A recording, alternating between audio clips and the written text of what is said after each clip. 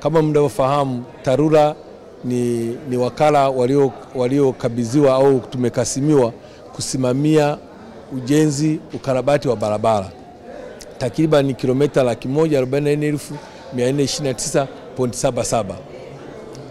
Katika ujenzi na ukarabati huu tunazo aina mbalimbali ya namna ya kujenga barabara zetu. Tumekuwa tukitumia teknolojia mbalimbali ambazo zimekuwa zikipunguza gharama za ujenzi. Kwa mfano, tumekuwa tunajenga madaraja kwa kutumia mawe, na tunajenga vile madaraja tunajenga barabara kwa kutumia mawe. Kwa upande wa ujenzi wa madaraja kutumia mawe, tangia TARURA ilipoanzishwa, jumla ya madaraja 453 yamekamilika kwa gharama ya takriban bilioni 32. Ukilinganisha kama tungetumia zege, tungetumia zaidi ya bilioni 117. Kwa hiyo utaona ni takriban zaidi ya 80% tumeokoa fedha zile ambazo zimeweza kutumika kwa ajili ya kazi zingine. Lakini pia licha ya madaraja ya mawe, tunajenga pia barabara za mawe.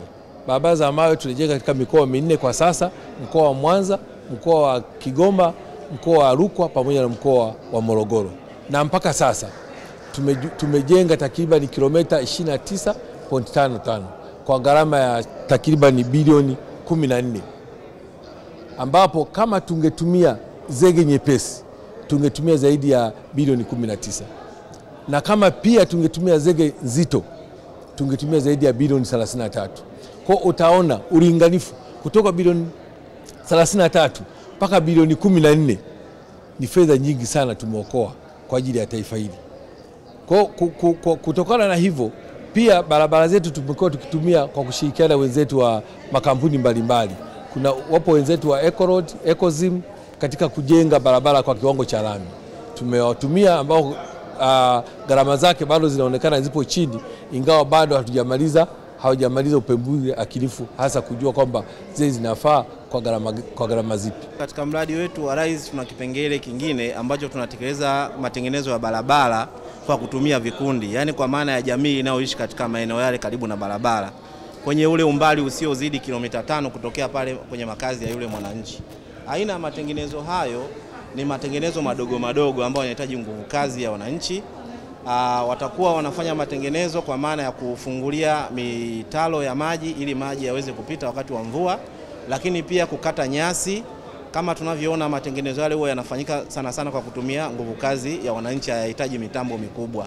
Kwa hiyo tunatumia vikundi ambao vikundi vile vimeandaliwa na viko tayari kwa ajili ya kuanza. Tunategemea vile vikundi vitahudumia kilomita karibu 23,000, na tutaanza na halmashauri za wilaya 8 za mfano katika mikoa 12. Yani maana yake ni kwamba tunasema sio Dar es Salaam tu, ni zile barabara ambazo ziko vijijini. Kuna sehemu unakuta tumejenga kalavati kwa ajili ya kupitisha maji.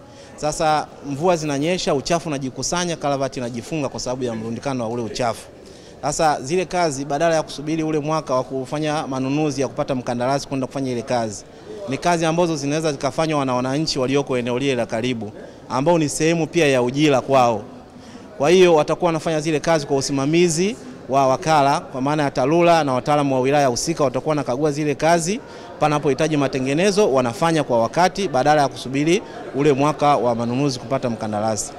Watatoa zile takataka na ile kazi itapimwa na watapata ujira wao. Hiyo ni moja ya kazi, lakini kazi nyingine pia ni kuziba mashimo kwenye barabara. Tunavyoona barabara zetu zinapata sana mashimo, na zile za lami zinapata mashimo pia, kwa maana kuna kazi za kuziba, kuweka viraka kwenye yale maeneo. Hasa ni kazi ambazo zitakuwa ni ndogo ndogo, lakini zinafanyika zaidi kwa kutumia nguvu kazi. Sasa tutatumia wananchi wale ili waweze kupata ujira pia kwenye maeneo hayo, lakini itaongeza hali ya umiliki wa barabara zile, kwa sababu itakuwa ni sehemu ya kipato chao.